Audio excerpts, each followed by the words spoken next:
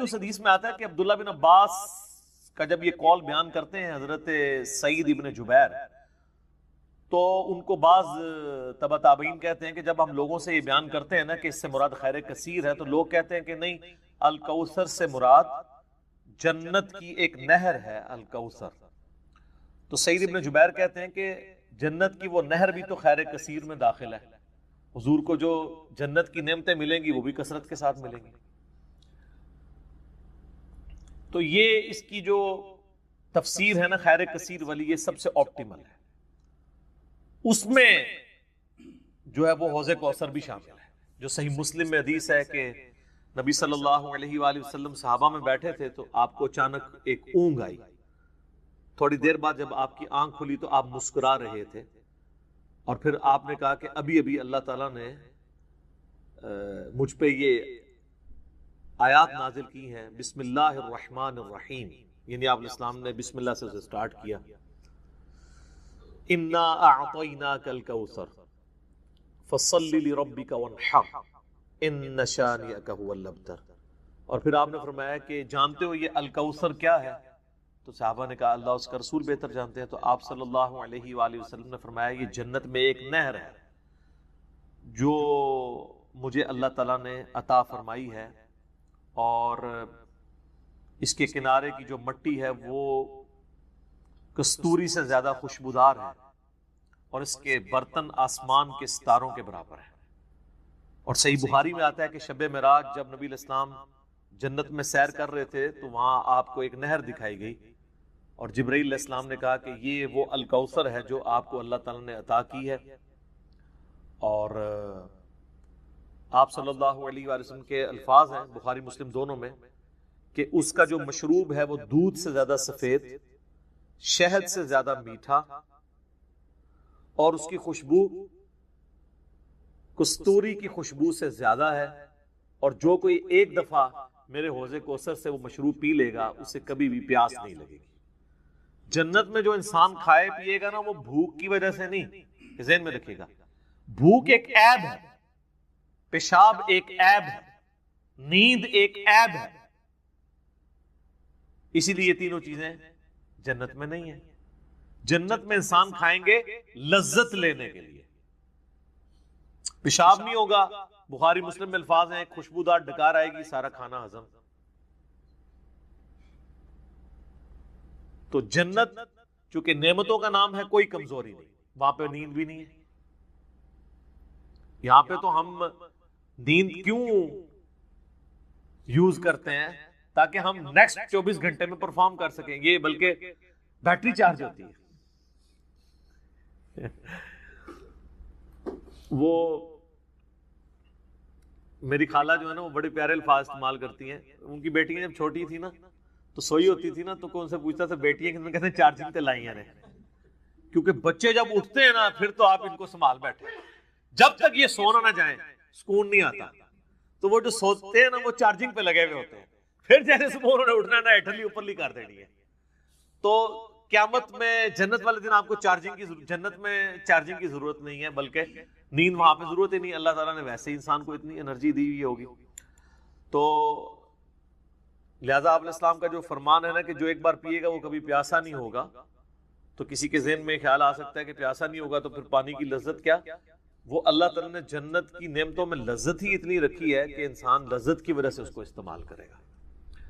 اور پھر انہی احادیث میں بخاری و مسلم کے موجود ہے کہ میرے حوض کوثر پہ پھر ایسے لوگ بھی لائے جائیں گے جن میں پہچانتا ہوں گا، اور جب میں انہیں مشروب پلانے لگوں گا تو میرے ان کے درمیان ایک آڑ قائم کر دی جائے گی، تو میں کہوں گا کہ یہ تو میرے صحابہ ہیں، اصحابی اصحابی، امتی والی روایتیں بھی ہیں بخاری مسلم میں، اصحابی والی بھی ہیں۔ تو مجھے بتایا جائے گا کہ یا رسول اللہ آپ کو نہیں پتا آپ کے بعد انہوں نے دین میں بدعتیں جاری کر دی تھی اور الٹے قدم پھر گئے تھے، تو آپ صلی اللہ علیہ وآلہ وسلم فرماتے ہیں کہ پھر میں کہوں گا سحقا سحقا لمن غیر بعدی، ان پہ پھٹکار ہو، ان کو مجھ سے دور کر دو جنہوں نے میرے بعد میرے دین کو بدل دیا۔ یہ حدیث بخاری اور مسلم دونوں میں ہے، اور حوض کوثر والے چیپٹر میں امام مسلم اسے لے کے آئے ہیں، بخاری میں موجود ہے۔ اس حدیث پہ کامنٹس ہیں عبداللہ ابن ابی ملیکہ تابعی کے، وہ جب بھی حدیث بیان کیا کرتے تھے تو وہ کہا کرتے تھے اے اللہ ہم تجھ سے یہ دعا کرتے ہیں کہ تیرے نبی کی وفات کے بعد ان کے دل سے الٹے قدم نہ پھرے، آمین ثم آمین۔ تو اللہ تعالیٰ ہمیں حوض کوثر پہ آپ صلی اللہ علیہ وآلہ وسلم کے مبارک ہاتھوں سے مشروب نصیب فرمائے۔ یہ دعا انسان کو اپنے لیے کرنی چاہیے، ظاہر ہے کہ وہ اہل جنت ہوں گے۔ اور بخاری مسلم میں کہ اس کے جو برتن ہیں نا، وہ برتن ہی آسمان کے ستاروں کے برابر اس کی تعداد ہے۔ پورا ایک نقشہ کھینچا گیا۔ آپ مشکات کی 30 جلد میں حوض کوثر اور شفاعت والا چیپٹر نکالیں تو آپ کو وہ ساری احادیث مل جائیں گی۔ ترمذی اور ابن ماجہ میں ایک وہ حدیث بھی بڑی مشہور ہے جو حضرت انس بن مالک کہتے ہیں کہ یا رسول اللہ کیا آپ میری شفاعت کریں گے؟ تو آپ فرمایا میں کروں گا۔ تو یا رسول اللہ قیامت والے دن میں آپ کو کہاں تلاش کروں؟ تو آپ علیہ السلام فرمایا میزان عمل پہ آ جانا، جہاں میرے امتیوں کے نام مال تول رہے ہوں گے۔ یا رسول اللہ وہاں نہ پاؤں تو فرمایا حوض کوثر پہ آ جانا۔ عرض کی وہاں پہ بھی نہ پاؤں تو فرمایا پھر پولیس رات پہ آ جانا۔ کہا وہاں پہ بھی نہ پاؤں تو آپ فرمایا میں ان 3 جگہوں کے سوا کہیں اور نہیں ہوں گا، یا میں حوض کوثر پہ ہوں گا اپنے پیاسی امتیوں کو مشروب پلا رہا ہوں گا، یا پھر میزان عمل پہ ہوں گا شفاعت کے لیے، یا پھر میں پولیس رات پہ ہوں گا اپنے امتیوں کے لیے سلامتی کی دعا کرنے کے لیے۔ تو یہ 3 جگہیں ہیں جہاں پہ آپ صلی اللہ علیہ وآلہ وسلم کو قیامت والے دن تلاش کیا جا سکتا ہے انشاءاللہ تعالی۔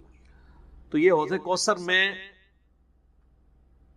وہ خیر کثیر جو ہر طرح کی آپ کو عطا کی گئی وہ بھی شامل ہے، اور اسپیسیفکلی حوض کوثر جو ہے وہ بھی، حتیٰ کہ جو بخاری اور مسلم میں حدیث ہے، آپ نے اپنی وفات سے 1 مہینے پہلے خطبہ دیا تھا غزوہ احد کے شہداء پر، جو آپ نے نماز جنازہ دوبارہ پڑھی تھی 8 سال بعد۔ اس میں الفاظ ہیں، آپ نے فرمایا کہ میرا ممبر جو ہے وہ حوض کوثر پہ لگا ہوا ہے۔ یہ والے جو الفاظ ہیں یہ دوسری حدیث میں، کیونکہ وہاں پہ ممبر نہیں تھا، یہ الفاظ ہیں بخاری اور مسلم کی وہ حدیث کہ میرے گھر سے میرے ممبر سے میرے گھر تک جنت کے ٹکڑوں میں سے ایک ٹکڑا ہے ریاض الجنہ، اس میں الفاظ ہیں اور میرا ممبر جو ہے وہ حوض کوثر پہ لگا ہوا ہے۔ یعنی آپ علیہ السلام وہ دیکھ رہے تھے حوض کوثر کا منظر، ٹائم میں گزار کے آپ کو دکھایا گیا۔ وہ جو بخاری مسلم کی وہ والی حدیث ہے عقبہ بن عامر والی، جو شہدائے احد پہ آپ نے 8 سال بعد جنازہ پڑھا اپنی وفات سے 1 مہینہ پہلے، اور عقبہ ابن عامر کے الفاظ ہیں یہ آخری دفعہ میں نے رسول اللہ کو ممبر پہ دیکھا، اس کے بعد میں نے آپ کو نہیں دیکھا۔ تو اس میں الفاظ ہیں، آپ نے فرمایا کہ میں اپنے حوض کوثر کو اس وقت بھی دیکھ رہا ہوں، اور دیکھنا میرے بعد جو ہے وہ مجھے تم سے یہ خطرہ نہیں کہ تم شرک میں مبتلا ہو جاؤ گے، بلکہ مجھے خطرہ ہے کہ تم دنیا کے مال میں پڑ جاؤ گے اور پھر اس کی لالچ میں ایک دوسرے کو قتل کرو گے اور تم بھی تباہ و برباد ہو جاؤ گے جس طرح اگلی قومیں تباہ و برباد ہوگی۔ تو اس میں بھی حوض کوثر کے الفاظ موجود ہیں۔ اور پھر میرے ایک کربلا والے ریسرچ پیپر میں بھی آپ کو پتہ ہے ایک حدیث ہے جو میں نے حوض کوثر کا ذکر اس حدیث کے اندر بھی موجود ہے، جب وہ سنن ابی داؤد کی ایک حدیث ہے نا، وہ عبید اللہ ابن زیاد کے پاس ایک وہ آتا ہے، ہاں یہ ابو داؤد کے اندر 4749 ہے۔ ابو طالوت تابعی کہتے ہیں کہ میں ابو برزہ کو میں نے دیکھا کہ وہ گورنر یزید عبید اللہ ابن زیاد کے پاس آئے جبکہ وہ دسترخوان پر تھا، تو اس نے ابو برزہ کو آتے ہوئے دیکھا اور کہا کہ یہ تمہارا ٹھگنا محمدی ہے۔ استغفر اللہ، ان کا قد چھوٹا تھا تو ان کا اے گینڈا محمدی، یعنی محمدی اس نے اس لیے کہا کہ وہ حضور کا صحابی تھا۔ تو یہ کتنی سخت توہین کی عبید اللہ ابن زیاد نے۔ یہ وہی خبیث ہے جس کے بارے میں بخاری میں 3748 نمبر حدیث ہے، جس میں امام بخاری نے حسین کے ساتھ علیہ السلام لکھا ہے کہ یہ حضرت حسین کے حسن میں کلام کرنے لگا تو انس بن مالک نے کہا کہ رسول اللہ کے سب سے زیادہ مشابہت رکھنے والے حسین تھے۔ یہ وہی عبید اللہ ابن زیاد ہے۔ تو یہ صحابہ کے گستاخ ہیں، آل امیہ ہیں، یہ بنو امیہ کے خدمت گار۔ تو اب آپ دیکھیں جب اس نے یہ بات کی نا تو حضرت ابو برزہ اس کی تنزیہ بات کو سمجھ گیا۔ آپ نے فرمایا مجھے گمان نہیں تھا کہ میں ایسے لوگوں کے دور حکومت تک زندہ رہوں گا جو مجھے رسول اللہ کی صحبت پر آر دلائیں گے، کہ میری زندگی میں یہ وقت بھی آنا ہے کہ رسول اللہ کی وجہ سے ہمیں پوری دنیا پہ غلبہ ملا، اور اس غلبے کی حکومت کو جو لوگ انجوائے کر رہے ہیں عرب کے بدو، یہ رسول اللہ سے میری نسبت میں مجھے آر دلائیں گے کہ مجھے کہہ رہے ہیں کہ ٹھگنا محمدی، جنہوں پنجابی سے کہتے ہیں گینڈا محمدی، نعوذ باللہ. تو اب اس نے فوراً پینترا بدلا، وہ کہنے لگا کہ محمد صلی اللہ علیہ وسلم کی صحابیت تمہارے لیے باعث زینت ہے، آر کا سبب نہیں. پھر کہنے لگا کہ میں نے تمہیں اس لیے بلوایا ہے کہ تم سے حوض کوثر کے بارے میں پوچھوں، کیا تم نے رسول اللہ سے اس کے بارے میں کچھ سنا ہے؟ تو ابو برزہ نے فرمایا ہاں، نہ ایک بار، نہ دو بار، نہ تین بار، نہ چار بار، نہ 5 بار، میں نے کئی مرتبہ رسول اللہ صلی اللہ علیہ وآلہ وسلم سے حوض کوثر کے بارے میں سنا، اور جو حوض کوثر کو نہ مانے اللہ تعالیٰ اسے اس کا پینا نصیب ہی نہ فرمائے. اور پھر سیدنا ابو طالوت کہتے ہیں کہ سیدنا ابو برزہ رضی اللہ تعالیٰ عنہ غصے کی حالت میں وہاں سے تشریف لے گئے. انہوں نے بدعا دی کہ جو حضور کے حوض کوثر کو نہیں مانتا اللہ تعالیٰ اس کو حوض کوثر نصیب ہی نہ کرے. تو حوض کوثر جو ہے ایک ریالٹی ہے، اور قیامت والے دن کی چند بڑی ایکٹیویٹیز جو انسان کے لیے تسکین کا باعث ہیں، ان میں سے ایک عرش کا سایہ، اسی طریقے سے یہ حوض کوثر بھی ہے.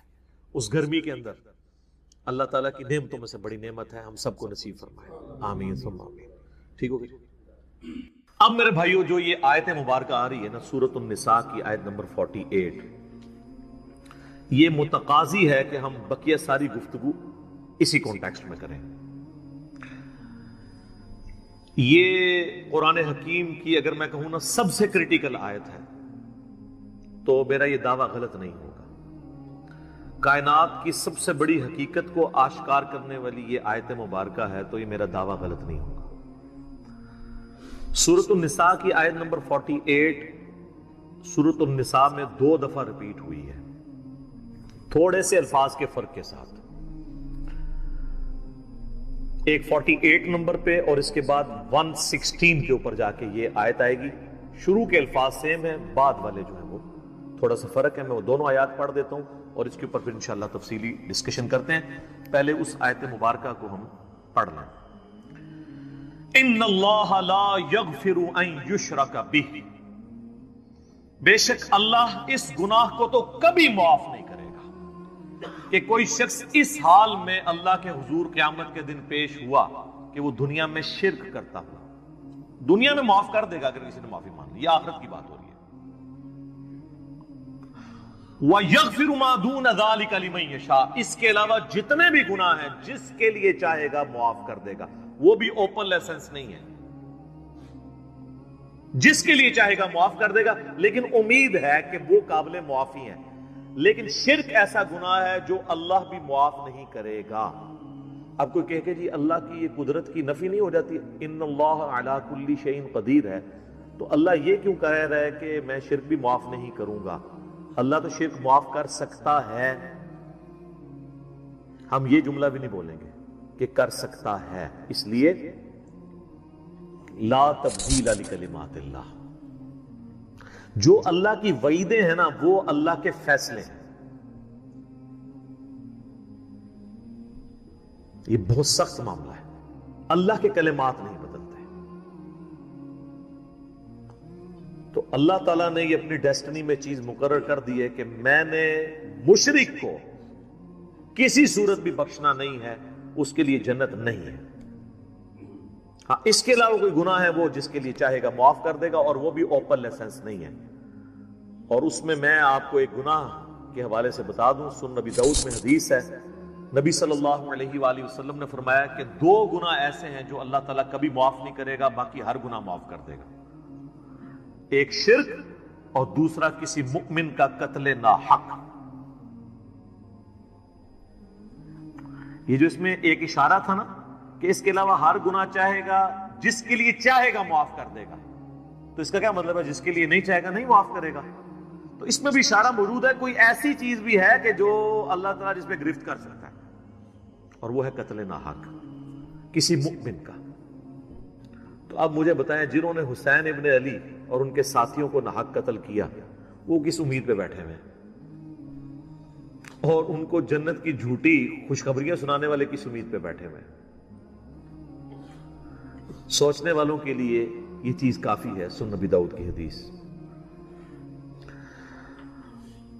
وَمَن يُشْرِكْ بِاللَّهِ، اور جس نے اللہ کے ساتھ شرک کیا، فَقَدِ افْتَرَىٰ إِثْمًا عَظِيمًا، تو اس نے بہت بڑا جھوٹ اللہ تعالیٰ کے اوپر باندھ دیا، بہت بڑا گناہ کا کام اس نے کیا جس نے شرک کیا۔ اچھا، سورہ نساء کی آیت نمبر 116 جب آئے گی نا، اس میں پہلے الفاظ تو یہی ہوں گے، ان اللہ لا یغفر ان یشرک بہ ویغفر ما دون ذلک لمن یشاء، لیکن اگلے الفاظ ہیں ومن یشرک باللہ فقد ضل ضلالا بعیدا، جو کوئی اللہ کے ساتھ شرک کرے وہ گمراہ ہوا اور گمراہی میں دور جا پڑا۔ اللہم لا تجعلنا منہم، اللہم من احییتہ منا فاحیہ علی الاسلام ومن توفیتہ منا فتوفہ علی الایمان، آمین۔ رضیت باللہ ربا وبالاسلام دینا وبمحمد نبیا صلی اللہ علیہ وآلہ وسلم، آمین۔ اب یہ میرے بھائیو ایسا ٹاپک ہے کہ میں اس پہ اگر کم از کم 2 گھنٹے بولوں نا تو تب میری تسلی ہوگی، لیکن میں نے چونکہ پچھلی قرآن کلاسز جو 344 لیکچرز میں مکمل ہوئی تھی، ان میں اس آیت کے اوپر آلموسٹ 1.25 گھنٹے کی ویڈیو ریکارڈ کروا دی تھی اسی آیت کے اوپر۔ مسئلہ نمبر 3 کے نام سے وہ اپلوڈڈ ہے یوٹیوب کے اوپر، دعا صرف اللہ ہی سے۔ آپ یوٹیوب پہ ویسے بھی لکھیں نا دعا صرف اللہ ہی سے اور علی مرزا، تو وہ ویڈیو کھل جائے گی۔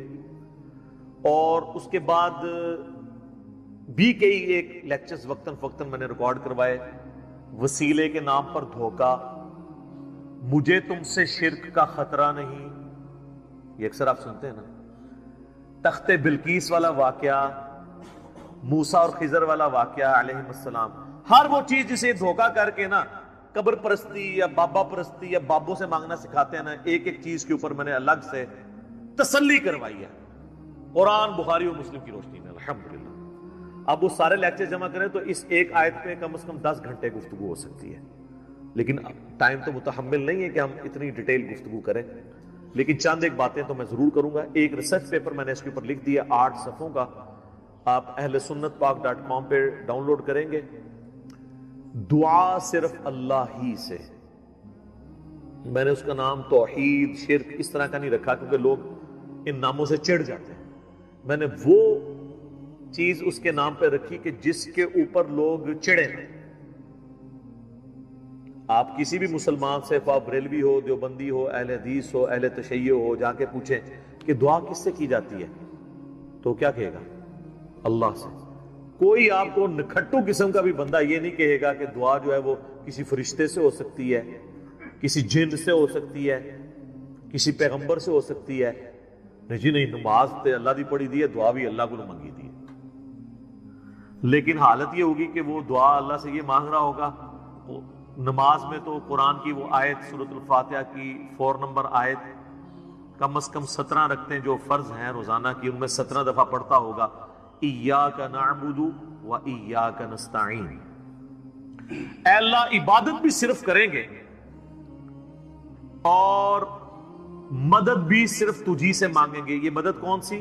دعا والی، غائب میں کسی کو پکارنا۔ ایک تو ہے آپ سامنے بیٹھے ہیں، یہ تو قرآن میں حکم ہے وَتَعَاوَنُوا عَلَى الْبِرِّ وَالتَّقْوَى وَلَا تَعَاوَنُوا عَلَى الْإِثْمِ وَالْعُدْوَانِ، نیکی اور پرہیزگاری کے کاموں میں ایک دوسرے کی مدد کرو، برائی میں مت کرو، یہ تو قرآن میں حکم ہے۔ میں آپ کو کہتا ہوں مجھے پانی پلا دیں، آپ مجھے پانی پلاتے ہیں، تو یہ قرآن میں حکم ہے کہ آپ نے اسباب اختیار کرنا ہے، لیکن آپ بغداد شریف میں، اجمیر شریف میں، اور وہاں بھی قبر میں دفن ہیں، اور آپ مر چکے ہیں، آخرت کی زندگی میں زندہ ہیں، دنیا کی زندگی سے نکل چکے ہیں، اور میں آپ سے کہوں کہ پانی پلا دیں، وہی بات، وہی جملہ ایک فریم آف ریفرنس کے بدلنے سے شرک بن جائے گا، کیونکہ آپ غیر اللہ سے دعا مانگ رہے ہیں۔ ظاہری اس باب میں تو آپ کافر سے بھی مدد مانگ سکتے ہیں۔ صحیح بخاری میں موجود ہے، نبی علیہ السلام جب فوت ہوئے تو آپ کی زرہ بھی ایک یہودی کے پاس گروی رکھی ہوئی تھی، گندم کے عوض، اناج کے عوض، تو آپ نے یہودی سے بھی مدد لی۔ بعض لوگ کہتے ہیں جی نبی علیہ السلام نے غزوہ خیبر پر مولا علی سے مدد مانگی، بھئی مولا علی سامنے موجود تھے، وہ جتنے صاحب آپ کے ساتھ تھے وہ رسول اللہ صلی اللہ علیہ وسلم کے مددگار تھے دین کے اعتبار سے، لیکن آپ نے خیبر کے موقع پر اپنے چچا کو جو آرمی چیف تھے غزوہ بدر اور احد میں، حمزہ بن عبد المطلب، جو کہ اللہ کے شیر ہیں اور سید الشہداء ہیں، المستدرک الحاکم میں حدیث موجود ہے. آپ نے یہ تو نہیں کہا المدد یا حمزہ، امیر حمزہ میری مدد کو پہنچے، کیونکہ وہ فوت ہو چکے تھے. جو سامنے موجود تھے انہیں کو بلانا تھا.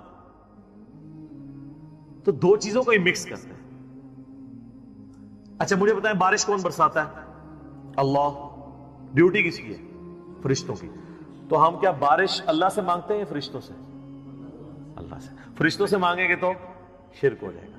لہذا یہ پتا چلا کہ اگر ڈیوٹیاں بھی لگی ہوئی ہوں، کہنا نا بزرگوں کی ڈیوٹیاں نے، اللہ دا کہا ڈیوٹی کسی کو نہیں پوری ہوئی. جس مزار دا کہنا نا ڈیوٹی ہے، سارے چرسی پوڈری افیمی اسی مزار تے بیٹھے ہوندے نے، اپنے مزار دے ہوتے ڈیوٹی نہیں پوری ہو رہی انہاں کو. چلے ڈیوٹی لگی بھی ہو پھر بھی آپ پکار نہیں کسی کو سکتے. یہ جھگڑا نہیں ہے کہ مولا علی علیہ السلام مشکل کشا ہیں یا نہیں، شیخ عبد القادر جیلانی رحمت اللہ علیہ مشکل کشا ہیں یا نہیں. یہ تو جھگڑا ہی نہیں ہے. جھگڑا یہ ہے کہ اگر یہ ہو بھی تب بھی مرنے کے بعد، اس دنیا کی زندگی سے جانے کے بعد، آپ ان سے کمیونیکیشن نہیں کر سکتے، نہ کسی فرشتے سے، نہ کسی جن سے، نہ کسی پیغمبر سے. اور اگر آپ ظاہری اسباب کی بات کرتے ہیں تو سب سے بڑا مشکل کشا ظاہری اسباب میں اس کائنات میں انسانوں کے لیے سورج. سورج ختم ہو جائے سارے انسان مر جائیں گے، چاہے کوئی بزرگ ہے یا غیر بزرگ ہے، چاہے مسلمان ہے یا کافر ہے، سارا. سورج ختم، زمین اپنی نباتات نہیں پیدا کر سکتی فوٹو سنتھسس کے ذریعے جو کرتی ہے. جب زمین اگانا چھوڑ دے گی تو اگر آپ جانور بھی کھائیں گے تو کتنا عرصہ. جس طرح ہمارے حکمران ہمیں کہتے ہیں کہ اگر ٹماٹر مہنگے ہیں تو دہی ڈال دو، تو اگر زمین اگانا چھوڑ دے تو ہم جانور کھائیں گے تو کتنا عرصہ، مچھلیاں کھائیں گے تو کتنا عرصہ، وہ بھی ساری مر جائیں گی ہمارے کھانے سے پہلے ہی. دنیا پہ موسموں کا تبدیل ہونا، ہواؤں کا چلنا، ہر زندہ چیز کی خوراک یہ ایک سورج کے اوپر ڈیپینڈنٹ ہے. تو پھر سب سے بڑا مشکل کشا کون ہوا؟ سورج. آج تک کسی کافر نے بھی کہا المدد یا سورج میری مدد فرمائیے، ہمیں کبھی وہم بھی نہیں آتا. سورج کی برکت سے ہی گلیشیئرز کا پانی پگھل کے دریاؤں میں آتا ہے. زمین کے نیچے بھی دریا چلتے ہیں، زمین کے اوپر بھی، جس پانی سے ہم لوگ زندہ ہیں. اور وہ گلیشیئرز تک پانی پہنچنا بھی سورج کی وجہ سے ہے، کیونکہ سورج ویپوریٹ کرتا ہے سمندر کے پانی کو، وہ ہواؤں اور بادلوں کی شکل میں ہم پر بارش کی شکل میں اور پہاڑوں پہ برف کی شکل میں برستی ہے. ورنہ یہ کروڑوں ٹن پانی اگر سمندر سے شفٹ کرنا پڑے، اس کا نمک نکال کے گلیشیئر کے اوپر، پوری انسانیت قیامت تک بھی لگی رہی، یہ نہیں کر سکتی. جو کہتے ہیں نہیں خود بخود ہو رہا ہے، اور جو کام کرنے سے نہ ہو وہ خود بخود کیسے ہو سکتا ہے؟ جب تک آپ اس کے پیچھے ڈیوائن سورس نہ مان لیں. God is the only explanation of all the physical phenomena in this universe. خدا ہی وضاحت ہے اس کائنات میں ہونے والے ہر فزیکل فینامنا کے پیچھے، وہ ڈیوائن سورس ہے. ڈیوٹی لگائی دی. 15 ارب سال سے سورج چل رہا ہے، اس میں فیول کون ڈال رہا ہے؟ اسے کان سے پکڑ کے کون چلا رہا ہے؟ سورج کو خود بھی نہیں پتا کہ وہ کیا کر رہا ہوگا. لیکن سورج کو ہم کیا مشکل کشا مانتے ہیں؟ حالانکہ ساری مشکلیں ہماری وہی حل کر رہا ہے. ہم کہتے ہیں سبب ہے، پھر بھی نہیں پکارتے. اتنے بڑے سبب کو آپ پکار نہیں رہے تو بابے کدھر سے آ گئے؟ بابے تو خود آپ کے نذرانوں پہ چلتے ہیں. کھانا کھا لیں تو انہیں ٹوائلٹ کی ضرورت پڑ جاتی ہے. اور جو کوئی کہتا ہے نا میں سمندر، دریا یا زلزلہ روک سکتا ہوں، وہ اپنا پیشاب کو روک کے بتا دے. نہیں. وہ پچھلے دنوں ایک انڈیا کے وہ مولانا صاحب کی ویڈیو بھی اپلوڈ ہوئی تھی نا کہ شیخ عبد القادر جیلانی کی مجلس میں ایک وقت کے بہت بڑے ولی بیٹھے تھے، اس دوران انہیں پیشاب آ گیا اور شدت شدید تھی. روک لیتے نا، انہیں خود مان لیا کہ بزرگ نہیں پیشاب روک سکتے. وہ کہتے ہیں عبد القادر جیلانی نے اینڈ جناب چادر سٹی انہوں نے جا کے ڈگی تھے، پھر کسی میدان پہنچ کے فارغ ہو کے واپس آئے. تو روک لیندے نا، اس میں الفاظ ہیں. وہ کہتے ہیں وہ بہت بڑے ولی اللہ تھے، پیشاب نہیں رکا. نہیں رک سکتا سر، نہ. انسان بہت کمزور ہے. کھانا نہ کھائے زندہ نہیں رہ سکتا، محتاج ہے. سورۃ المائدہ کی آیت نمبر 72 میں آیا عیسیٰ اور ان کی ماں روٹی کے محتاج تھے. اگر عیسیٰ اولو العزم پیغمبر محتاج ہیں کھانا کھانے کے اور ان کی ماں سارے بزرگوں سے بڑی بزرگ ولیہ مریم بنت عمران وہ روٹی کی محتاج ہیں, تو بابوں کی کیا اوقات ہے؟ روٹی کے محتاج ہیں, اور روٹی کھا لیں تو نکالنے کے محتاج, نہ نکلے تو پھر پریشانی. سب کچھ اللہ کر رہا ہے. تو میرے بھائی جب یہ اللہ کر رہا ہے, پکارنا اللہ کو ہے. ایاک نعبد و ایاک نستعین. یہ ہمارا مین جھگڑا ہے شرک کے حوالے سے. ہزاروں باتیں ایک طرف, اصل بات یہ ہے کہ اصل شرک ہوا ہے ایاک نستعین میں. عبادت کی کوئی شکل, نماز, روزہ, حج, زکات, نظر, نیاز سب اللہ کے لیے, سب دیتے بھی اللہ کے لیے. بس اصالہ ثواب کی نیت کرتے ہیں, وہ چھوٹا مسئلہ ہے. ٹھیک ہے, میت کی طرف سے اصالہ ثواب ہو سکتا ہے, لیکن ایاک نستعین میں مسلمانوں کی اکثریت شرک کر رہی ہوتی ہے. اچھا, نماز میں نہیں کرتی. نماز میں آج تک کسی نے یا علی مدد یا شیخ عبد القادر جیلانی مدد نہیں پڑھا. نماز میں کیا پڑھتے ہیں؟ ایاک نعبد و ایاک نستعین. تو سر مولا علی بھی نمازوں میں اللہ کو پکارتے تھے, نماز کے بعد بھی اللہ کو پکارتے تھے. مولا علی کا ماننے والا وہ ہوگا جو مولا علی کی طرح اللہ ہی کو پکارے, ورنہ مولا علی کا ماننے والا تو وہ نہ ہوا.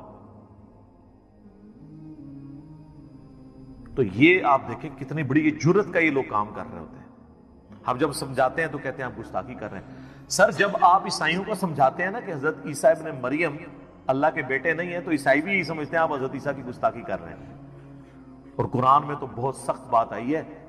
سورہ المائدہ کی آیت نمبر 17 میں لَقَدْ كَفَرَ الَّذِينَ قَالُوا إِنَّ اللَّهَ هُوَ الْمَسِيحُ ابْنُ مَرْيَمَ. بے شک وہ لوگ کفر کر رہے ہیں جو یہ کہہ رہے ہیں کہ عیسیٰ ابن مریم ہی اللہ ہیں. اس کے بعد کتنے سخت الفاظ ہیں. قل, اے نبی تم فرماؤ, فَمَن يَمْلِكُ مِنَ اللَّهِ شَيْئًا, اللہ کا کوئی کیا بگاڑ لے گا, ان اراد ان یہلک المسیح ابن مریم وامہ ومن فی الارض جمیعا, کہ اگر اللہ ارادہ کرے کہ عیسیٰ ابن مریم اور ان کی ماں کو اور ساری مخلوق کو ہلاک کر دے, اللہ کا کوئی کیا بگاڑ سکتا ہے؟ اچھا, شرک کیا عیسائیوں نے, مثال دے دی عیسیٰ ابن مریم کی توحید کے لیے, لہذا بابوں کی مثال آئے گی. سر عیسیٰ سے بڑا تو کوئی بابا نہیں ہے. وجیہا فی الدنیا والآخرہ ومن المقربین, سورہ آل عمران آیت نمبر 45. اور 5 اولو العزم پیغمبر جو سورۃ الاحزاب میں سورہ شورى میں آئے, محمد رسول اللہ, ابراہیم علیہ السلام, موسیٰ علیہ السلام, نوح علیہ السلام اور عیسیٰ علیہ السلام, ان میں سے ایک ہیں عیسیٰ ابن مریم. اور اللہ فرما رہا ہے اللہ کا کوئی کیا بگاڑ لے گا اگر اللہ عیسیٰ اور اس کی ماں اور سب لوگوں کو ہلاک کر دے. وَلِلَّهِ مُلْكُ السَّمَاوَاتِ وَالْأَرْضِ, بادشاہت تو آسمان اور زمین کی اللہ کی ہے. وَمَا بَيْنَهُمَا, اور جو کچھ اس کے درمیان ہے اس کا مالک بھی اللہ ہے. يَخْلُقُ مَا يَشَاءُ, جو چاہتا ہے پیدا کرتا ہے. عیسیٰ کو بھی اس نے پیدا کیا, یہ اس کی مخلوق ہے, that's all, جس طرح اور مخلوقات ہیں. وَاللَّهُ عَلَى كُلِّ شَيْءٍ قَدِيرٌ, اور اللہ تعالیٰ ہر چیز کے اوپر قادر ہے. سر کس لیول پہ جا کے آپ کو اللہ سمجھائے گا, کس لیول کے اوپر جا کے؟ توحید کا معاملہ بہت سینسٹیو ہے. میں اکثر ایک جملہ بولتا ہوں, شرک is the most sensitive issue in the sight of Allah. Allah کے حضور شرک سے زیادہ کوئی حساس معاملہ نہیں ہے. اس لیے تو یہ آیت آئی ہے کہ اللہ نے ہر گناہ معاف کر دینا لیکن یہ معاف نہیں کرنا. لیکن سر ایک خوشخبری بھی ہے. سورۃ الفرقان کی آیت نمبر 70 میں آیا کہ اگر کوئی شرک سے دنیا کی زندگی میں توبہ کر لے, ہم اس کے گناہوں کو بھی نیکیوں سے بدل دیں گے. سبحان اللہ وبحمدہ, سبحان اللہ وبحمدہ, سبحان اللہ العظیم, عدد خلقہ ورضا نفسہ وزنۃ عرشہ ومداد کلماتہ. یعنی اللہ اس کو یہ بھی لکھے گا کہ اتنا سا تو نے شرک کیا ہے, ہن پہلے اینے سال نیکیاں کر, تو ایڈا گاڑا گناہ سی, انہوں ختم کرنے ٹائم چاہیے. اللہ کہتا ہے تو توبہ کر لے, میں اس گناہ کو بھی نیکی کے برابر تول لوں گا, ایک بار میری طرف آ جا. صحیح مسلم میں حدیث ہے اور جامعہ ترمذی میں بھی, اے میرے بندے اگر تو اتنے گناہ کر لے کہ آسمان تک پہنچ جائیں اور صرف ایک دفعہ مجھ سے معافی مانگ لے, میں تیری توبہ قبول کر لوں گا. اور اے میرے بندے اگر تو زمین و آسمان گناہوں کے بھر کے قیامت والے دن میرے پاس آیا لیکن تو نے ایک گناہ نہ کیا ہوا اور وہ ہے مجھ سے کے ساتھ کسی کو شریک ٹھہرانا، تو میں اس قدر مغفرت کے ساتھ اس سے ملاقات کر لوں گا اگر تو نے شرک نہ کیا ہوا. بس یہ گارنٹی دے. ایک تو موٹا موٹا شرک ہے نا، ویسے تو خواہش نفس کو بھی شرک کہا گیا. افرائیت من اتخذ الہہ ہوا، بھلا اس شخص کو دیکھا جس نے اپنی خواہش نفس کو اپنا خدا بنا لیا. وہ بھی چھوٹا شرک تو ہے.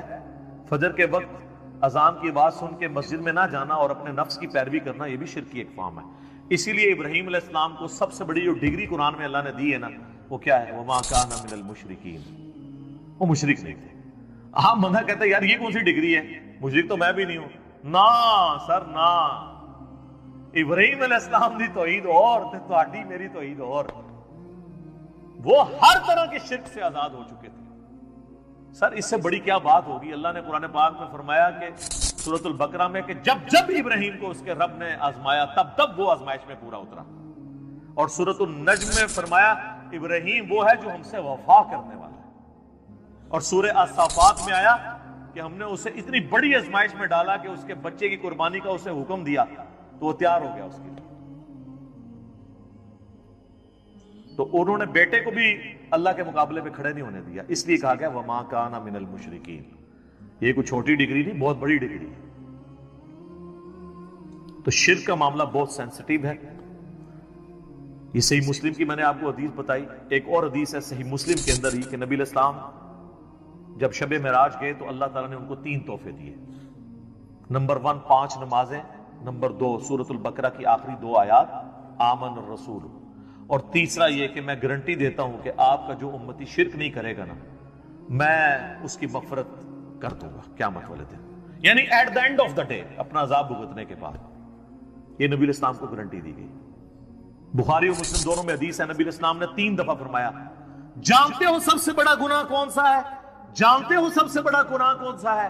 جانتے ہو سب سے بڑا گناہ کون سا ہے؟ صحابہ نے کہا یا رسول اللہ اور اس کا رسول بہتر جانتے ہیں. آپ فرمایا کیا میں تمہیں بتا نہ دوں؟ تمہیں بتا نہ دوں؟ بتا نہ دوں؟ کہ یا رسول اللہ بتائیں. فرمایا اللہ کے ساتھ شرک کرنا. اور ایک اور حدیث ہے بخاری اور مسلم کی، اس میں بھی یہی الفاظ ہیں، لیکن اس میں الفاظ ہیں کہ تم اللہ کے ساتھ شرک کرتے ہو حالانکہ اس نے تمہیں پیدا کیا. پیدا کرنے والا اور پیدا ہوا برابر نہیں ہو سکتے. سر اللہ ہی ہے جو پیدا کرنے والا ہے، باقی سب پیدا ہوئے ہیں، تو وہ اللہ کے مقابلے میں کیسے آ سکتے ہیں؟ نیور، کبھی نہیں آ سکتے. صحیح بخاری اور مسلم میں ایک اور حدیث ہے، معاذ ابن جبل کہتے ہیں کہ میں نبی علیہ السلام کے پیچھے ایک دفعہ سواری پہ گدھے پہ بیٹھا تھا، آپ کے اور میرے درمیان بس ایک پالان کی لکڑی تھی، یعنی آپ علیہ السلام نے اپنے پیچھے وہ ایک چھوٹی سی لکڑی رکھی ہوئی تھی کمر کو سپورٹ دینے کے لیے. اب وہ یہ نقشہ اس لیے کھینچ رہے تھے اپنا رسول اللہ سے قرب بتانے کے لیے کہ میری خوش نصیبی ہے کہ حضور گدھے پہ بیٹھے ہیں آگے اور میرے اور نبی علیہ السلام کے درمیان صرف ایک لکڑی کی وہ پالان کی ڈنڈی ہے لکڑی کی.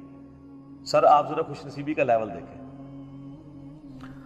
اور نبی علیہ السلام سواری پہ مجھ سے ارشاد فرماتے ہیں معاذ، تو کہتے ہیں میں نے کہا یا رسول اللہ حاضر ہوں، حکم کیجئے.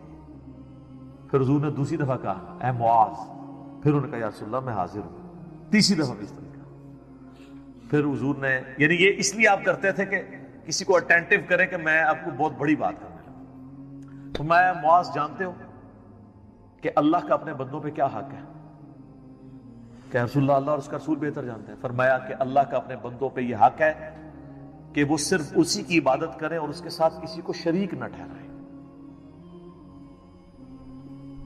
تو پھر نبی علیہ السلام خاموش ہو گئے. سواری تھوڑی آگے گئی. پھر آپ نے کہا معاذ کہ یا رسول اللہ حاضر، لبیک یا رسول اللہ، یہ الفاظ ہیں، یا رسول اللہ حاضر ہوں. پھر کہا معاذ لبیک یا رسول اللہ، 3 دفعہ. پھر جانتے ہو جو بندہ یہ کر لے کہ وہ شرک نہ کرے اور اللہ کی ہی عبادت کرے، اس بندے کا اپنے رب پہ کیا حق ہے؟ ہائے ہائے ہائے، بندے کا کیا حق ہو سکتا ہے؟ بندے کی کیا اوقات ہے؟ لیکن اللہ نے انسان کو یہ عزت دی ہے کہ جو شرک نہیں کرتا اور صرف اس کی بات کرتا ہے وہ پھر اللہ پہ حق رکھتا ہے. کہ ایسے بندے کو اللہ عذاب نہ دے اور قیامت والے دن بخش دے. یہ ہے اس بندے کا حق اپنے رب کے اوپر.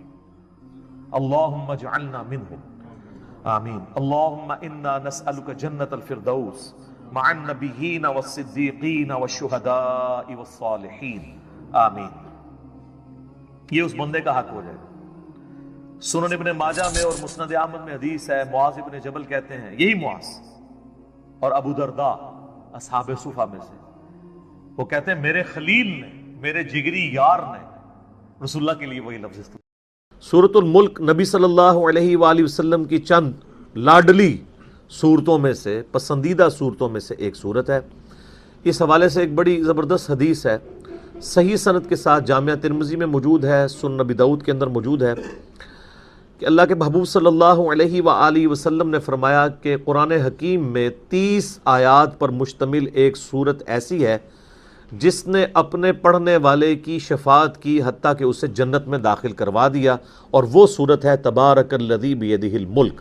یعنی یہ سورۃ الملک پارہ نمبر 29 اور صورت نمبر ہے 67. اسی کانٹیکسٹ میں جامعہ ترمذی میں اور روایتیں بھی موجود ہیں, لیکن وہ اتنی صحت کے درجے پہ نہیں ہیں جو مرفوع روایتیں ہیں. البتہ اس کو سپورٹیو چند یعنی موقوفاً روایتیں موجود ہیں. مثال کے طور پر جامعہ ترمذی میں ایک حدیث موجود ہے کہ نبی علیہ السلام نے فرمایا کہ سورۃ الملک منجیہ ہے, یہ نجات دینے والی ہے, عذاب قبر سے یہ مانع ہے.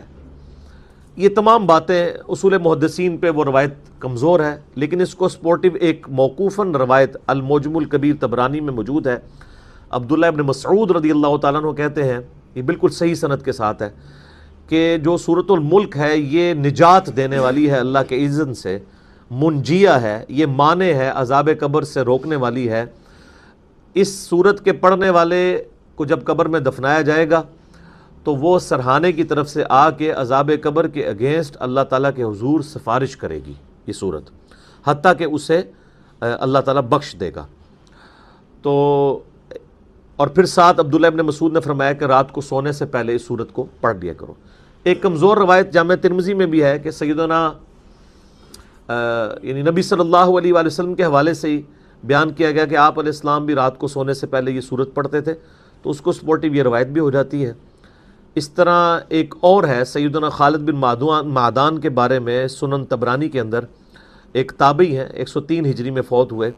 ان کے بارے میں آتا ہے کہ وہ اس وقت تک نہیں سوتے تھے جب تک کہ سورہ السجدہ اور سورہ ملک کی تلاوت کر نہ لیں رات کو, اور وہ کہتے تھے کہ یہ 2 صورتیں اللہ کے عذاب سے نجات دینے والی صورتیں ہیں, حتیٰ کہ یہ اللہ تعالیٰ کے ساتھ جھگڑا کریں گی اس کی شان کے لائق, جس طرح ہے کہ یا اللہ یہ بندہ ہمیں پڑھا کرتا تھا, یا تو اس شخص کو چھوڑ دے یا ہمیں اپنی کتاب سے نکال دے, تو اللہ تعالیٰ ان کی شفاعت قبول فرما لے گا. یہ تو یعنی مطلقاً بھی روایتیں موجود ہیں. مسند احمد میں حدیث موجود ہے کہ نبی علیہ السلام نے فرمایا کہ روزہ اور قرآن قیامت والے دن شفاعت کریں گے, اور جس کے حق میں شفاعت کریں گے اللہ تعالیٰ شفاعت قبول فرما لے گا. تو یہ صورت یعنی کوشش کیا کریں کہ رات کو سونے سے پہلے پڑھ لیں, سنت ہے, یعنی تابعین سے صحابہ سے ثابت ہے. اور رات کی ڈیفینیشن اسلام کے اندر ہے غروب آفتاب کے بعد رات شروع ہو جاتی ہے, اور فجر کا وقت داخل ہونے سے پہلے پہلے یہ پوری کی پوری رات ہے. آپ کسی بھی وقت میں سے پڑھ سکتے ہیں, مغرب کے بعد بھی پڑھ سکتے ہیں, عشاء کے بعد بھی پڑھ سکتے ہیں. اور اگر کوئی رات کو پڑھنا بھول جائے تو صحیح مسلم میں ایک حدیث ہے کہ نبی صلی اللہ علیہ وآلہ وسلم نے فرمایا جو شخص رات کے وظائف بھول جائے یا کسی وجہ سے وہ سو جائے تو اگلے دن کی ظہر سے پہلے پہلے اگر ان کو پڑھ لے تو اللہ تعالیٰ اس کو وہی فضیلت عطا فرما دے گا. یعنی کتنا بڑا مارجن ہے.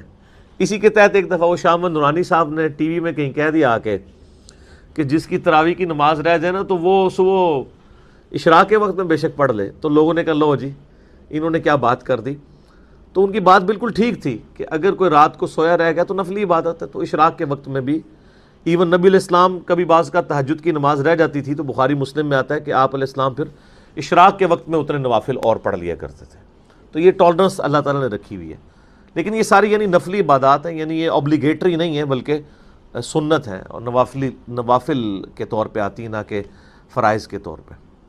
اللہ کی یاد، لا الہ الا انت سبحانک انی کنت من الظالمین، سورۃ الانبیاء میں آیا، اور اللہ تعالیٰ نے فرمایا سورہ الصفات میں کہ اگر یونس اس دعا کے ساتھ ہمیں یاد نہ کرتا، ہائے ہائے، تو پھر اسی دن مچھلی کے پیٹ سے نکالا جاتا جس دن کے مردے نکالے جائیں گے، یعنی قیامت تک، یعنی وہ مچھلی یونس کی قبر بن جاتی اگر وہ یہ دعا نہ کرتا۔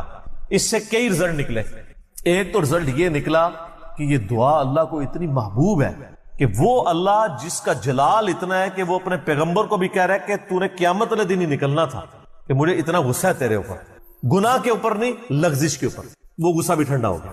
اس لیے میں کہتا ہوں سب سے بیسٹ استغفار جو آئے ہیں ان میں سے ایک لا الہ الا انت سبحانک انی کنت من الظالمین ہے، اور جامعہ ترمذی میں حدیث ہے جو شخص بھی یونس کی دعا کے ساتھ اللہ کی طرف متوجہ ہوا اللہ اسے محروم نہیں لوٹائے گا۔ یہ اسماء اعظم میں سے ہے، اور قرآن میں بھی آیا کذالک ننجی المؤمنین، مومنین کو بھی ہم نجات دیں گے جو یہ یونس کی طرح دعا مانگے گا۔ یہ تو قرآن میں بھی ذکر ہے۔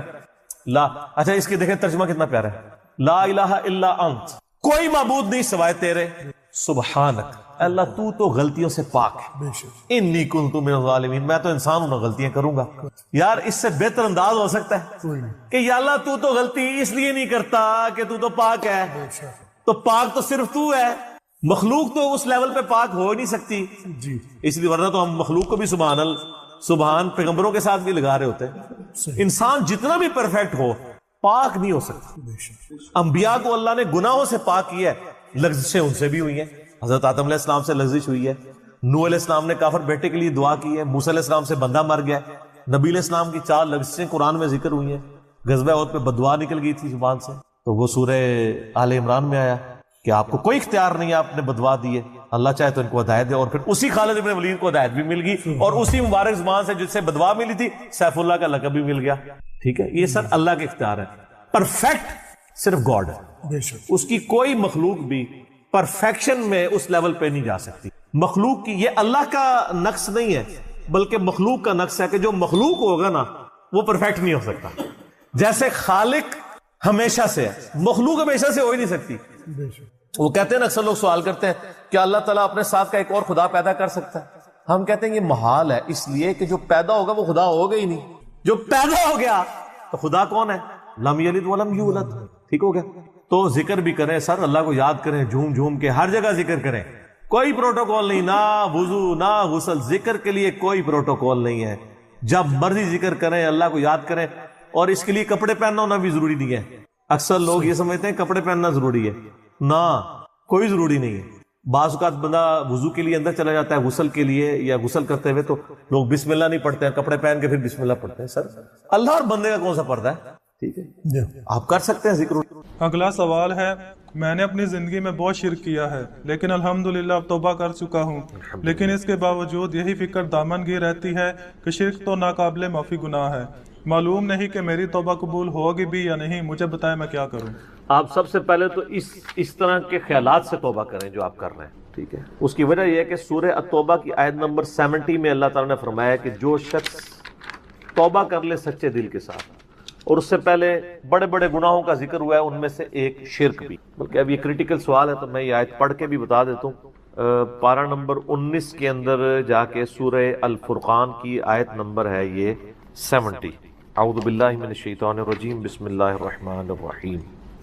ہاں جی، یہ آ گیا، والذین لا يدعون مع اللہ الہا آخر، یعنی اللہ تعالیٰ اہل ایمان کی نشانی بتا رہا ہے کہ وہ ایسے لوگ ہیں کہ وہ اللہ کے ساتھ کسی اور کو الہ کے طور پر نہیں پکارتے، ولا يقتلون النفس التي حرم اللہ الا بالحق، اور کسی جان کو ناحق قتل نہیں کرتے۔ ہاں بفتوی شریعت والا معاملہ علیحدہ ہے، یعنی قتل کے بدلے قتل، وہ بھی گورنمنٹ کا جوڈیشری کا کام ہے، آپ نے خود نہیں کرنا۔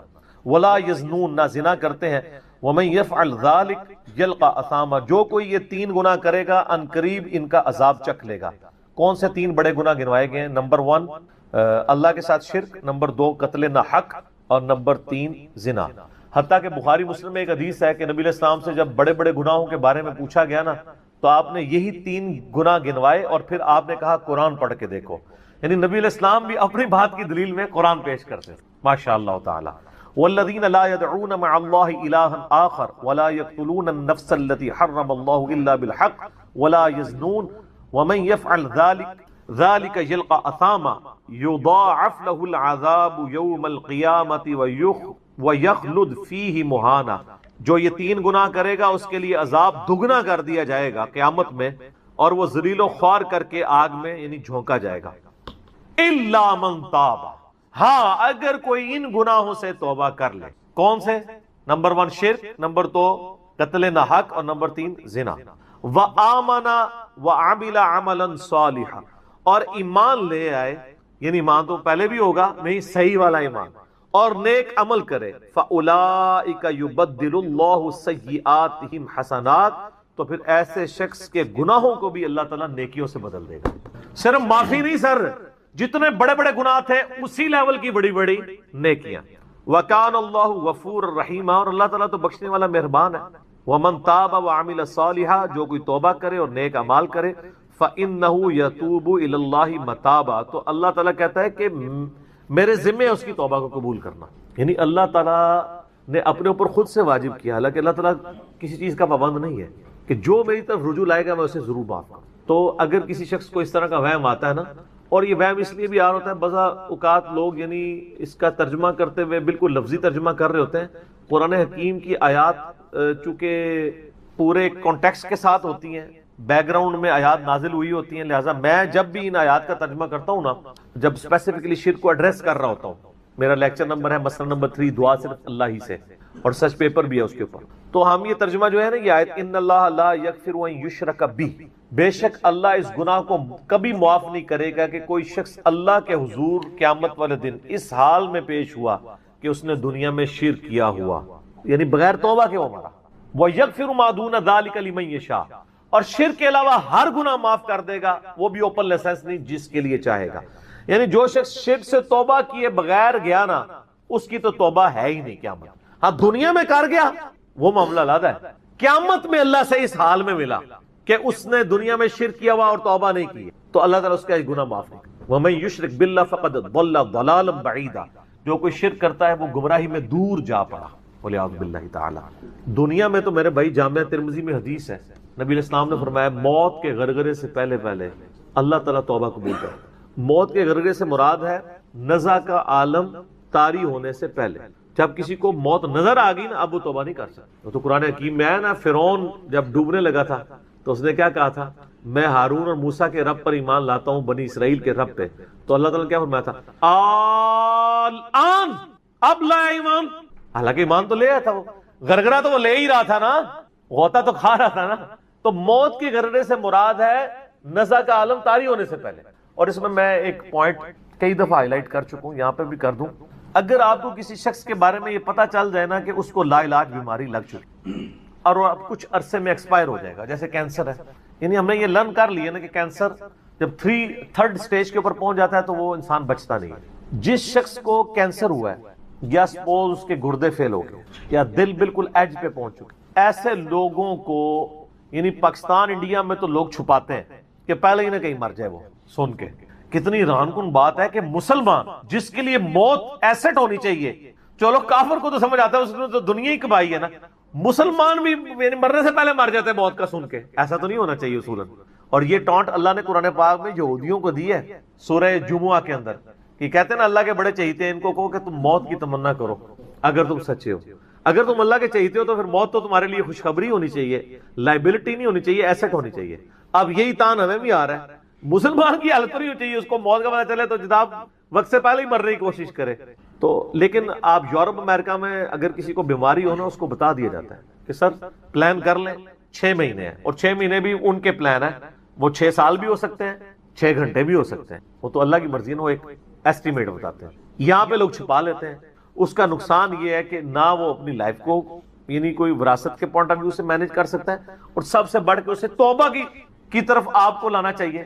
میں تو کہتا ہوں جی کسی کو کینسر ہو گیا ہے، ابھی اس میں موت کا غرغرہ نہیں آیا، کوئی کینسر ہوا ہے نا، پتہ نہیں کب مرنا ہے، ٹھیک ہے نا، نزع کا عالم بھی نہیں ہے، اس کو سب سے پہلے بتائیں کہ بھائی تمہیں لا علاج بیماری ہے، تمہاری ڈیتھ کسی بھی وقت ہو سکتی ہے، اللہ کی طرف رجوع لاؤ. سر اس نے پوری زندگی بھی عیاشی کی تھی نا، وہ اپنی آخرت مینج کر سکتا ہے، وہ تو خیر کر سکتا ہے، ہمیں بھی اپنی آخرت مینج کرنی چاہیے روزانہ، مرنے سے پہلے پہلے توبہ کرنی چاہیے. روزانہ ہم مرتے ہیں نا، صحیح بخاری میں حدیث ہے نا، نبی علیہ السلام رات کو سوتے ہوئے کیا دعا مانگتے تھے؟ اللہم باسمک اموت و احیا، میں تیرے نام پر مرتا اور جیتا ہوں، یعنی سوتا اور جاگتا ہوں، کیونکہ صحیح بخاری میں حدیث ہے موت جو ہے وہ نیند کی بہن ہے. اور جب آپ صبح اٹھتے ہیں تو وہ بھی صحیح بخاری میں دعا ہے، الحمدللہ الذی احیانا بعد ما اماتنا والیہ النشور. تمام تعریفیں اس اللہ کے لیے ہیں جس نے مجھے مرنے کے بعد زندہ کیا، یعنی موت کے بعد زندہ، اور میں نے پلٹ کے اس کی طرف جانا ہے. تو رات کو سونے سے پہلے توبہ کریں، اور سب سے بیسٹ توبہ تو وہ بخاری مسلم میں حدیث ہے، جس نے رات میں سورۃ البقرہ کی آخری 2 آیات پڑھ لی اسے ہر چیز سے کفایت کر جائیں گی. آمن الرسول بما انزل الیہ من ربہ والمؤمنون کل آمن باللہ وملائکتہ وکتبہ ورسلہ لا نفرق بین احد من رسلہ وقالوا سمعنا واطعنا غفرانک ربنا والیک المصیر لا یکلف اللہ نفسا الا وسعها. آنورڈ. اس میں تجدید ایمان بھی ہے، اللہ پر ایمان، کتابوں پر، فرشتوں پر. اس کے بعد دعائیں ہیں، ربنا لا تؤاخذنا ان نسینا واخطانا، اس کے اندر توبہ شامل ہے. سب سے بیسٹ تجدید ایمان جو ہے سورہ بقرہ کی آخری 2 آیات ہیں، اور یہ ہمارے وظیفے میں ہم نے بلو کارڈ کے اوپر بھی لکھا ہے کہ نبی علیہ السلام نے فرمایا، اور یہ حدیث بخاری مسلم دونوں میں، جو شخص رات کو سونے سے پہلے سورۃ البقرہ کی آخری 2 آیات پڑھ لے، اس میں جو کچھ اللہ سے مانگا ہے وہ اس کو دے دیا جائے گا. یہ بھی الفاظ ہے، تو اس میں کیا کچھ مانگا ہوا ہے؟ تو تجدید ایمان. پھر صحیح بخاری میں حدیث ہے کہ نبی علیہ السلام فرمایا جو صبح یقین کے ساتھ ایک دفعہ پڑھ لے سید الاستغفار، اور شام سے پہلے اگر مر گیا سیدھا جنت میں جائے گا. اور اگر شام کو پڑھ لیا پورے یقین کے ساتھ، یقین سے مراد ہے کہ باقی توبہ کا اس کا ارادہ ہوا، صبح سے پہلے مر گیا سیدھا جنت. اللہم انت ربی لا الہ الا انت خلقتنی وانا عبدک وانا علی عہدک ووعدک ما استطعت اعوذ بک من شر ما صنعت ابوء لک بنعمتک علی وابوء بذنبی فاغفر لی فانہ لا یغفر الذنوب الا انت. یہ سید الاستغفار ہے. تو یہ وہ ہے توبہ جو روزانہ کرنی چاہیے، نزا سے پہلے پہلے، یعنی صبح بھی پڑھے شام کو پڑھے. بلکہ مسند البزار میں صحیح سند کے ساتھ ہے کہ نبی صلی اللہ علیہ وآلہ وسلم ہر فرض نماز کے بعد بھی سید الاستغفار پڑھتے ہیں. ہر فرض نماز کے بعد ایک تو ہم پڑھتے ہیں نا اللہ اکبر استغفر اللہ استغفر اللہ استغفر اللہ اللہم انت السلام منک السلام تبارکت یا ذا الجلال والاکرام. اس کے بعد آپ سید الاستغفار آیت الکرسی بھی پڑھیں. آیت الکرسی کے بارے میں بھی آیا ہے سنن نسائی الکبریٰ کے اندر صحیح سند کے ساتھ، ہم نے گرین کارڈ میں ڈالا ہے کہ جو شخص آیت الکرسی فرض نماز کے فوراً بعد پڑھے گا مرتے ہی جنت میں جائے گا. لیکن نماز پڑھے گا، خالی آیت الکرسی نہیں، نماز کے فوراً بعد، تو نماز بھی اس کو پڑھنی چاہیے. تو اس طرح یعنی تجدید ایمان والا یہ معاملہ بھی کرنا چاہیے، اور یہ وہمی نہیں بننا چاہیے کہ اللہ تعالیٰ معاف نہیں کرے گا. صحیح بخاری اور مسلم دونوں میں حدیث ہے کہ میں اپنے بندے کے گمان کے قریب ہوں. جو بندہ میرے لیے گمان کرتا ہے میں ویسا ہوں اس کے. جو شخص یہ کہتا ہے اللہ مجھے معاف نہیں کرے گا تو اس کو واقعی اللہ معاف نہیں، اور جو کہے گا کہ اللہ تعالیٰ مجھے معاف کر دے گا اسے اللہ معاف کر. تو انشاءاللہ تعالیٰ یہ کبھی ایسا نہیں کرنا چاہیے اللہ تعالیٰ سے نا امیدی والا معاملہ. آپ اپنے رب کے وعدوں پر، نبی صلی اللہ علیہ وسلم کے وعدوں پر یقین رکھیں کہ جس شخص نے سچے دل سے توبہ کی ہے اس کی نہ صرف توبہ قبول ہوگی سورۃ الفرقان آیت نمبر 70 کے تحت، بلکہ اس کے گناہوں کو بھی نیکیوں سے بدل دیا جائے گا. تو اللہ تعالیٰ رجوع لانے والوں کو پسند فرماتا ہے. بار بار رجوع لاتے رہنا چاہیے. اللہ تعالیٰ سے اپنے آپ کو آزاد نہیں کرنا چاہیے. نیکی کی ہو یا نہ کی ہو، گناہ کیا ہو یا نہیں کیا، یہ علیحدہ سے بات ہے. نبی علیہ السلام سے بڑھ کر کون نیک ہو سکتا ہے؟ صحیح بخاری میں حدیث ہے کہ میں بھی روزانہ 70 سے زیادہ دفعہ اپنے رب کی طرف استغفار لے کے آتا ہوں. استغفر اللہ و اتوب الیہ، نبی علیہ السلام. اور یہ 70 کا عدد آپ نے کثرت کے لیے بولا ہے. عربی میں 70 کا مطلب 70 ڈیجٹ نہیں ہوتا. 70 کا مطلب 1000 دفعہ بھی ہو سکتا ہے، 10,000 دفعہ بھی ہو سکتا ہے، 100 دفعہ بھی ہو سکتا ہے. کثرت کے لیے بولا جاتا ہے. تو استغفار تو بندے کی ضرورت ہے، یہ اللہ سے ایک نیکی ہے، اور ہر چیز کے ساتھ استغفار اٹیچ ہے. آپ دیکھیں کہ محفل سے اٹھنے کی جو دعا ہے اس میں استغفار ہے. سبحانک اللہم و بحمدک اشہد ان لا الہ الا انت استغفرک و اتوب الیک، سنن نسائی میں حدیث ہے. پھر سنن نسائی الکبریٰ میں حدیث ہے کہ نبی علیہ السلام وضو کے بعد بھی یہ دعا پڑھتے تھے، سبحانک اللہم و بحمدک اشہد ان لا الہ الا انت استغفرک و اتوب الیک. اور فرمایا یہ پڑھ لو تو یہ اللہ تعالیٰ قیامت کے دن تک کے لیے اس کو سنبھال کے رکھ دے گا، تمہیں اس کے عوض نیکیاں ملیں گی. ٹھیک ہے نا. تو رجوع اللہ، استغفار، ہر وقت اللہ کی طرف رجوع لاتے رہنا. اور سب سے بیسٹ یہ ہے کہ نماز کے تشہد کی آخری جو دعائیں والا پورشن ہے نا اس میں استغفار مانگیں، کیونکہ صحیح بخاری میں حدیث ہے جب درود شریف تشہد میں پڑھ چکو اس کے بعد جو چاہو اپنے رب سے مانگو. سجدوں میں بھی مانگیں. صحیح مسلم میں حدیث ہے سجدے میں انسان اپنے رب کے سب سے زیادہ قریب ہوتا ہے. تم خوب رب سے دعائیں مانگا کرو. اور نبی علیہ السلام نے دعا بھی سکھا دی ہے۔ بخاری اور مسلم دونوں میں ہے کہ نبی علیہ السلام رکوع اور سجدے میں پڑھتے تھے سبحانک اللہم و بحمدک اللہم اغفر لی، یہ ہمارے وہ اذکار میں لکھا نا سبحانک اللہم و بحمدک اللہم اغفر لی، تو اس میں دعا ہی ہے۔ پھر دو سجدوں کے درمیان میں رب اغفر لی رب اغفر لی ہے۔ سر استغفار تو ہر جگہ ہی چل رہا ہوتا ہے، تو اللہ کی طرف رجوع لائے اور اللہ سے امید رکھیں۔ دنیا میں کسی نے توبہ کر لی تو موجہ ہی موجہ، یہ آخرت کے لیے معاملہ ہے۔ تو شرک، یار آپ نے کیا شرک کیا ہوگا جو صحابہ کرام نے قبول ایمان سے پہلے کیا؟ سر صحیح مسلم میں حدیث ہے 321 نمبر، میں نے کربلا والے ریسرچ پیپر میں ڈالی، بڑی لمبی حدیث ہے۔ عمر بن عاص رضی اللہ تعالیٰ عنہ کہتے ہیں کہ جب مجھے یہ اندازہ ہوا کہ اب نبی علیہ السلام یعنی غلبہ پائیں گے، یعنی اللہ نے ان کا سینہ اسلام کے لیے کھول دیا، اسلام قبول کرنے کے لیے نبی صلی اللہ علیہ وآلہ وسلم کی خدمت میں حاضر ہوئے، تو خود ہی بتاتے ہیں، اور انہوں نے اپنے نزع کے عالم میں موت کے وقت میں اپنے بیٹے کو، بڑی لمبی بڑی رکت انگیز حدیث ہے، میرا یوٹیوب پہ کلپ بھی ہے، عمر بن عاص کی موت کے وقت اشک بار آنکھوں سے سننے والی۔ تو خیر اس میں یہ بھی الفاظ ہیں، کہتے جب میں نبی صلی اللہ علیہ وسلم کے پاس ایمان لانے کے لیے گیا نا، تو نبی علیہ السلام نے اپنا دایاں ہاتھ آگے بڑھایا بیعت کرنے، تو کہتے ہیں میں نے دایاں ہاتھ بڑھایا لیکن حضور کے ہاتھوں میں ہاتھ دینے سے پہلے ہی کھیں، میں نے کہا یا رسول اللہ پہلے مجھے گارنٹی دیں کہ میں نے جو کچھ اسلام کے خلاف سازشیں کی ہیں پچھلے 19 سال میں، اسلام کے آنے کے بعد 19 سال تک اسلام کے خلاف یہ اور خالد ابن ولید دونوں، یہ دونوں کٹھے مسلمان ہوئے تھے ایک ہی دن ایک ہی وقت میں، 19 سال۔ پھر اسلام کی حالت میں انہیں 19 سال نہیں ملے ہیں حضرت خالد ابن ولید، کفر میں ملے ہیں، اسلام میں تھوڑا وقت ملا۔ تو حضرت عمر بن عاص کہتے ہیں میں نے ہاتھ کھینچ لیا، میں نے کہا یا رسول اللہ پہلے گارنٹی دے میرے سارے گناہ معاف ہو۔ تو آپ صلی اللہ علیہ وسلم نے فرمایا کہ اے عمر، کیا تجھے نہیں پتا کہ اسلام پچھلے کے سارے گناہوں کو معاف کر دیتا ہے، اور اللہ کی راہ میں ہجرت پچھلے کے سارے گناہوں کو معاف کر دیتی ہے، اور حج مبرور پچھلے کے سارے گناہوں کو معاف کر۔ تو یہ اسلام لے کر آنا کتنی بڑی دولت ہے۔ تو یہ تجدید ایمان کرنا، کلمہ پڑھ کے یہ اپنا تجدید ایمان والا معاملہ بھی کرتے رہنا چاہیے، یہ بھی ایک توبہ کا ذریعہ ہے۔ اللہ سے امید رکھیں، اللہ کو اصل میں باغی پسند نہیں ہے، جو گناہ کر کے توبہ کر لیتے ہیں نا وہ اللہ کو بڑے پسند ہیں، اتنے پسند ہیں کہ ایک بڑی عجیب و غریب روایت ہے صحیح بخاری اور مسلم میں، صحیح مسلم میں ذرا زیادہ ڈیٹیل ہے کہ نبی علیہ السلام فرماتے ہیں اگر تم گناہ کرنا چھوڑ دو گے تو اللہ تعالیٰ تمہیں ختم کر دے گا، اور ایسی مخلوق لے کے آئے گا کہ جو گناہ کرتی ہو اور اللہ ان کو معاف کر کے خوشی محسوس کرے گا۔ اچھا اس کو بعض لوگوں نے دوسری طرف لے لیا، ان کا جی اللہ تعالیٰ گناہوں سے بڑا خوش ہوتا ہے، نہیں نا، اصل میں یہ بتانا چاہ رہے تھے نبی صلی اللہ علیہ وآلہ وسلم کہ انسان کے اندر بلٹ ان فالٹ رکھا گیا ہے کہ وہ غلطی کرے گا، اصل مسئلہ یہ ہے کہ وہ آدمی بنے۔ آدم نے اپنی غلطی کو جسٹیفائی کیا نہیں، جب غلطی کی تو کیا کہا ربنا ظلمنا انفسنا وان لم تغفر لنا وترحمنا لنکونن من الخاسرین، معاف کر دیا اللہ نے۔ شیطان نے اپنی غلطی کی جسٹیفیکیشن دینا شروع کر دی، میں ایسے بہتر ہوں، تو نے اس کو مٹی سے بنایا، مجھے آگ سے بنایا ہے، میں اس کو کیسے سجدہ کروں۔ جو اپنی غلطی کی جسٹیفیکیشن دے وہ شیطان ہوتا ہے، اور جو اپنی غلطی کی جسٹیفیکیشن دیے بغیر سیدھی معافی مانگ لے وہ آدمی ہوتا ہے۔ ہم کہتے ہیں نا آدمی، آدم کے ساتھ اس کی مضبوط ہو جاتی ہے، تو رجوع اللہ۔ تو وہ نبی علیہ السلام یہ بتانا چاہ رہے تھے کہ ایسی مخلوق جو گناہ نہ کرے وہ تو آلریڈی اللہ کے پاس موجود ہے، فرشتے۔ اللہ نے انسان اور جن کو ایسی مخلوق بنایا ہے جو اپنی ول سے اپنے رب کو چوائس کرے، فَأَلْهَمَهَا فُجُورَهَا وَتَقْوَاهَا، ان میں یعنی برائی کا مادہ بھی رکھ دیا، اچھائی کا بھی، وہ خود اپنی عقل ایز اے انسٹرومنٹ یوز کر کے یہ اللہ تعالیٰ کو خود سے وہ چوز کرے۔ ایسی مخلوق اللہ کو چاہیے تھی۔ سر یہی وہ چیز ہے جیسے انسان فرشتوں سے افضل ہو جاتا ہے، اور میں اکثر کہا کرتا ہوں کہ یہ وہ دولت ہے جو جبرائیل کے پاس بھی نہیں ہے۔ سر جبرائیل مجھ سے اگر میرا ایمان ایکسچینج کرنا چاہے نا، میں نہیں کرتا۔